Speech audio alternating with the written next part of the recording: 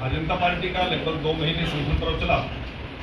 हमारे बूथ इकाई से लेकर शक्ति केंद्र के बाद हमारे मंडल की टीम, मंडल के अध्यक्ष, मंडल की पदाधिकारी, मंडल की कार्यकारिणी, इसके बाद जिला के अध्यक्ष, जिला के पदाधिकारी, जिला की कार्यकारिणी और अभी ऊपर की टीम का चुनाव अभी हमारा होने जा रहा है।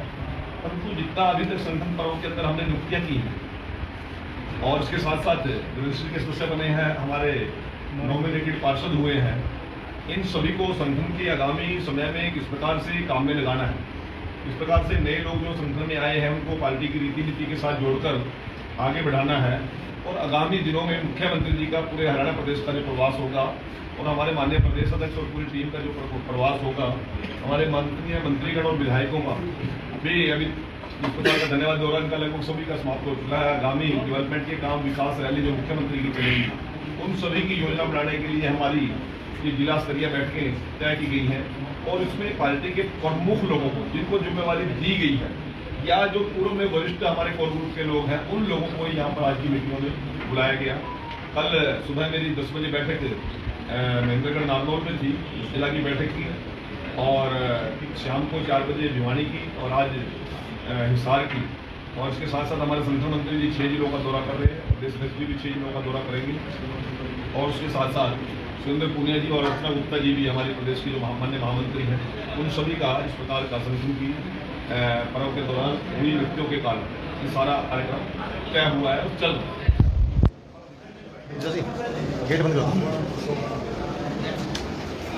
ठीक है, किस प्रकार का कार्यक्रम है सर और किस प्रकार से आगे बढ़ने वाले हैं? ये रणनीति जो बनाई गई भारतीय जनता पार्टी की तरफ से क्यों बनाई गई? नहीं, ये संगठन का हमारा काम रूटीन के काम है। भारतीय जनता पार्टी का जो ध्येय है वो संगठन ही सर्वोपरि है और संगठन में कुछ लोगों को नई जिम्मेवारियां दी गई है, उन लोगों को पार्टी की रीति नीति से, पार्टी के विचार से, और संगठन के साथ साथ अब हम सरकार में भी हैं। सरकार का काम काज आम लोगों तक कैसे पहुंचे, आम लोगों की जन समस्याओं का हमारा स्थानीय कार्यकर्ता भी उसकी फीडबैक मुख्यमंत्री जी तक पहुंचे, स्थानीय विधायक तक पहुंचे, स्थानीय मंत्री तक पहुंचे और पूरा जिले की टीम तक पहुंचे। उस चीजों को लेकर ये आज की मीटिंग हमने सारे प्रदेश में तय की गई है। मंत्री जी, जिस तरीके से आप मीटिंग कर रहे हैं, कहीं ना कहीं मिशन 2029 दिख रहा है। अमित शाह ने एक बार बोला था कि 29 का चुनाव नहीं, 24 की तैयारी चल रही है, 24 ने बोला 29 की चल रही है, पर कांग्रेस संगठन ही नहीं बना पा रही है, क्या कहेंगे? देखिए, आप 2029 पे खड़े हो गए, आगे मैं 2047 की बात कर रहा हूँ और हम अपनी चिंता कर रहे हैं। हरियाणा प्रदेश के 2,85,00,000 लोगों की चिंता कर रहे हैं, देश के 140 करोड़ लोगों की चिंता कर रहे हैं। कांग्रेस की चिंता कांग्रेस करे, हम भी चिंता करें और जिसके भाग्य में जो लिखा वो होके रहेगा। वो 125-30 साल पुरानी पार्टी का क्या दुर्दशा है, पूरे देश के अंदर सभी देश विरोधी ताकतों के साथ गठबंधन किया, प्रांत के अनुसार गठबंधन किया।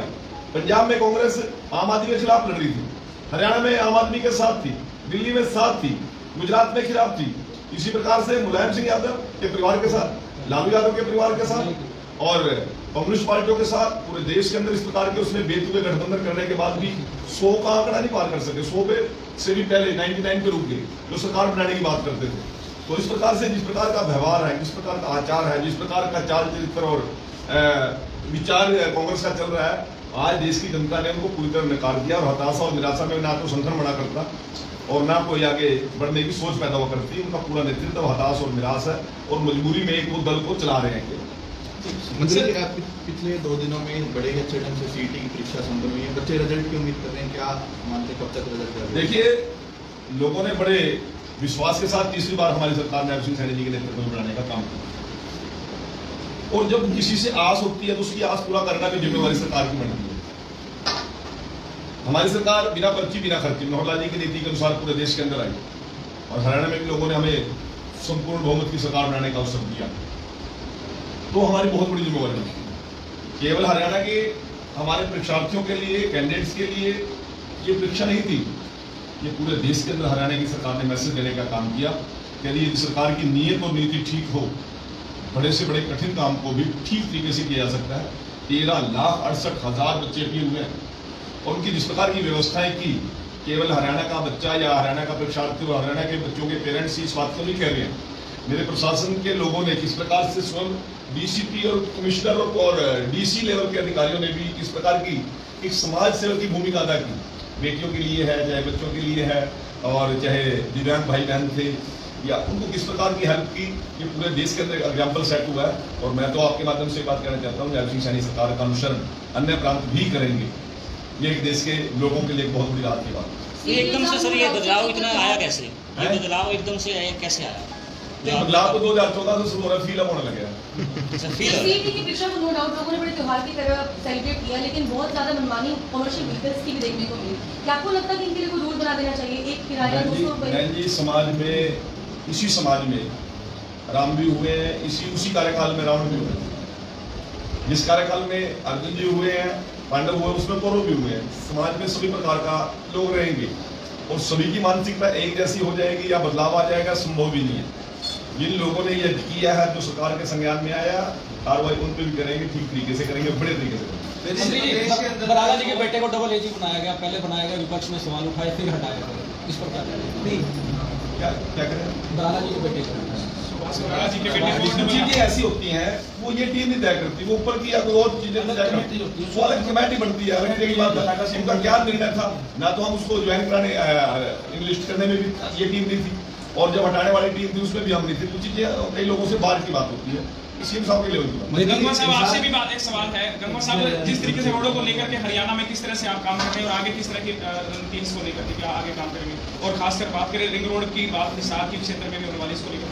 देखिए, माननीय सीएम साहब ने बजट भाषण में ये कहा था कि हम जून तक सारी रोड का रिपेयर कर देंगे। हमारी जो टोटल 30,664 किलोमीटर रोड है, इसका PWD रखरखाव करता है, उसमें से लगभग 15,000 किलोमीटर DLP की रेडी कर रखी। इसका हमने उसी एजेंसी से काम कराने का काम किया है। एक दो एजेंसी जिसने काम नहीं किया, उसकी हमने उनकी BGB कैश करवाने का काम हमने किया, उसके खिलाफ कार्रवाई करी है। और 127 किलोमीटर रोड उसमें से रह गई थी, बाकी सारी की सारी रिपेयर ऑलरेडी हो चुकी है। इसी तरीके से लगभग 6,000 किलोमीटर पे ऑलरेडी जो काम जो चला हुआ था, हो गए थे जिसके, उसमें चल रहा था। 5,000 किलोमीटर हमारी रोड बिल्कुल सही थी, जो जिसको अभी कुछ करने की जरूरत नहीं थी, बिल्कुल अच्छी थी। लेकिन लगभग 5,000 किलोमीटर की रोड हमारी ऐसी थी जो बहुत पुअर कंडीशन के अंदर थी। कुछ एक रोड ऐसी थी जिन पर पैच रोड नहीं लगाया जा सकता था, उसको हमने इस साल के बजट प्रोग्राम में लिया है। हमने इस साल 6,500 किलोमीटर रोड को जो है बजट प्रोग्राम में लेकर के दिसंबर अंत तक सारी की सारी हम उनको कारपेट करने का काम कर देंगे। और उसके बाद मैं समझता हूँ कि कोई भी रोड हरियाणा के अंदर एक ही आपको खराब दिखाई देगी। मंत्री, हरियाणा के अंदर लॉ एंड ऑर्डर की स्थिति लगातार बद से बदतर होती जा रही है, और अब तो पुलिस प्रशासन की जो कार्यप्रणाली है उस पर भी लगातार सवाल उठने लगे हैं। क्या कुछ कहना चाहिए? देखिए, मैं आप लोगों के माध्यम से एक बात कहना चाहता हूँ। विधानसभा के अंदर मुख्यमंत्री जी ने बड़े विस्तारपूर्वक लैंड ऑर्डर के ऊपर एक सेशन हमारा था, उसका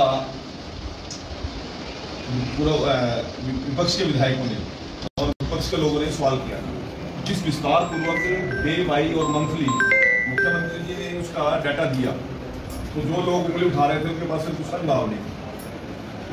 आज हरियाणा प्रदेश के अंदर मैं उस कालखंड की बात भी कर रहा हूं जिस कालखंड के अंदर मुख्यमंत्री लेवल पर लोगों को टारगेट किया जाता था।